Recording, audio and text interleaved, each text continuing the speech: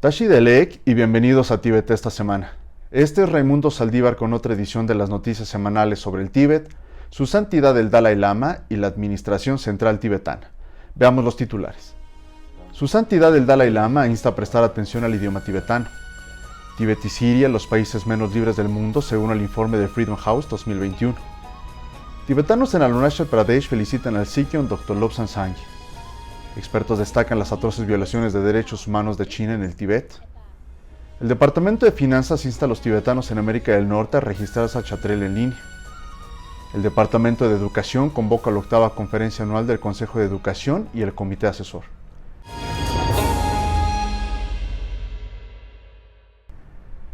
El sábado de la semana pasada, mientras se dirigía a la audiencia virtual durante sus enseñanzas en el día de luna llena del Gran Festival de Oración, su santidad el Dalai Lama hizo un llamado a los tibetanos en todas partes del Tíbet para que presten atención al idioma tibetano.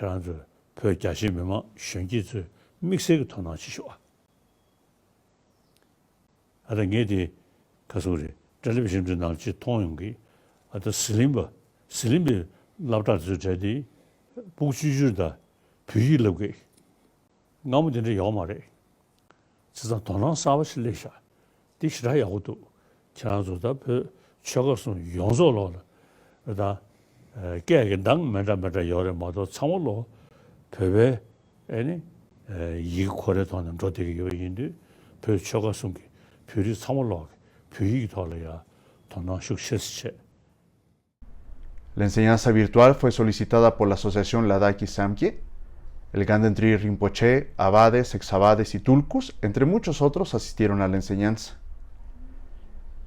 El Tíbet y Siria figuran entre los países menos libres del mundo en 2020, según el último informe de libertad en el mundo realizado por el Freedom House.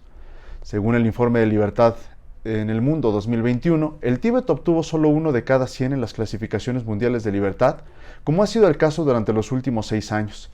El Tíbet ha recibido la peor calificación durante años y recibió el puntaje total de 1, colocando al Tíbet entre los menos libres desde 2015.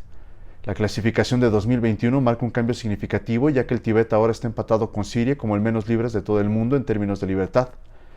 El Tíbet obtuvo una puntuación de -2 de 40 en derechos políticos y de 3 de 60 en libertades civiles, recibiendo una puntuación total de 1 de 100.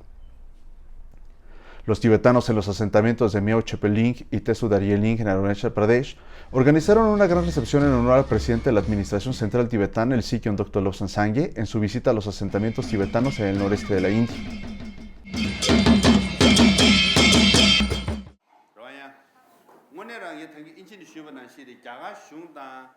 El sábado de la semana pasada, la señora Louise Shiva, de la oficina del distrito Tesu, saludó al Sikyong en la ceremonia de recepción y le presentó un recuerdo como muestra de agradecimiento.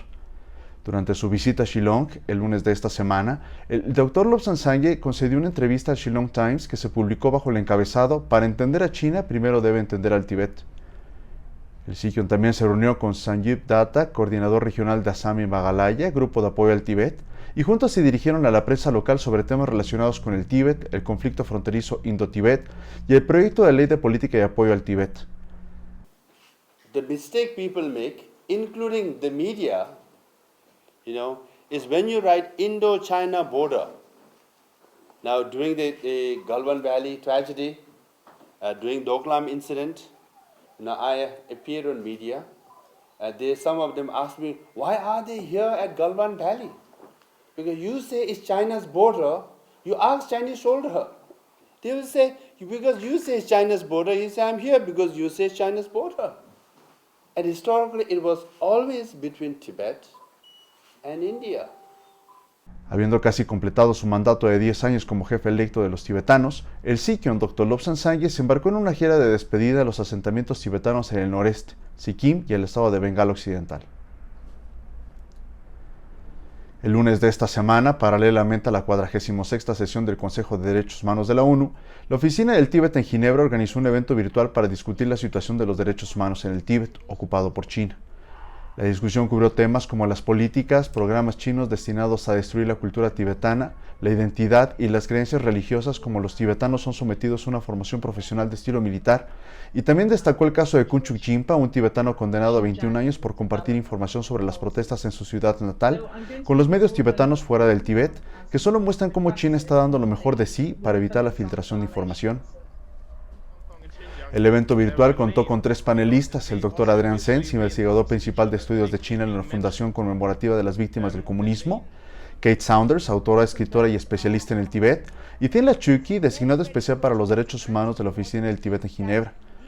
El evento fue moderado por Kalden Tsomo, oficial de defensa de la ONU de la Oficina del Tíbet en Ginebra.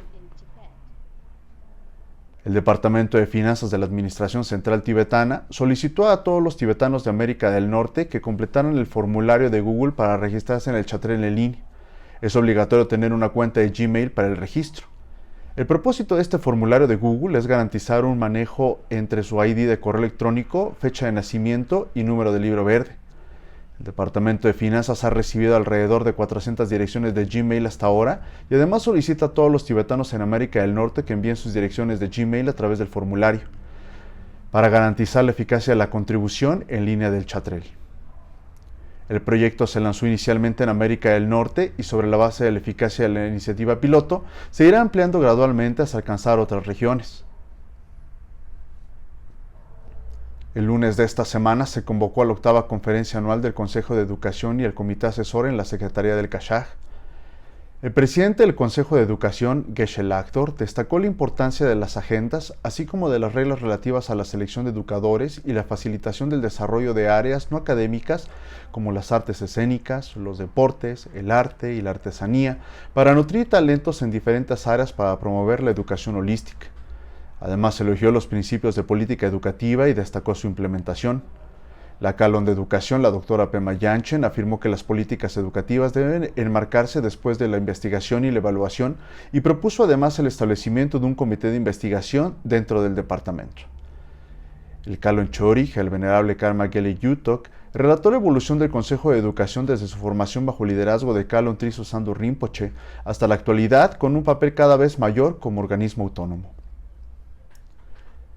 Es todo por hoy, nos vemos la próxima vez, que tengan una excelente semana.